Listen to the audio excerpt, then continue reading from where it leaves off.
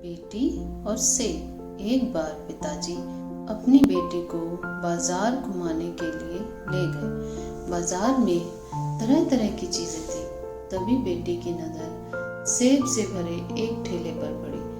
बेटी ने पिताजी से सेब दिलाने के लिए कहा, क्योंकि बेटी बहुत छोटी थी और पिताजी नहीं चाहते थे कि उनकी बेटी इसके लिए जिद करने लगे।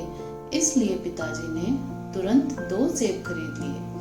तुरंत ही बेटी ने दोनों सेब अपने एक एक हाथों में लिया।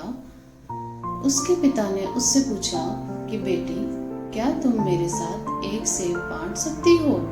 यह सुनते ही बेटी ने एक सेब का टुकड़ा खा लिया। इससे पहले कि पिता कुछ और बोलता, बेटी ने दूसरे सेब का टुकड़ा भी खा लिया। यह देखकर उसके पिता को बहुत दुख हुआ। वह मन ही मन सोचने लगा कि उसने अपनी बेटी को कैसे संस्कार दिए हैं। शायद कुछ गलत संस्कार की वजह से उसकी बेटी के अंदर लालच की भावना पैदा हो गई है।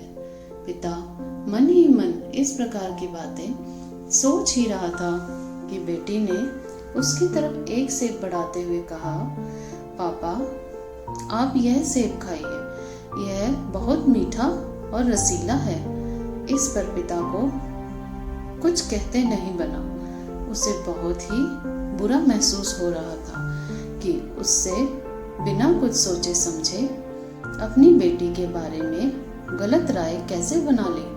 हालांकि वह अपनी बेटी का प्यार देखकर बहुत खुश भी था, लेकिन उसे पछतावा भी हो रहा था। जीवन को बदलने वाला मंत्र बिना किसी चीज को सोचे समझे जल्दबाजी में कभी भी नतीजे पर नहीं पहुंचना चाहिए।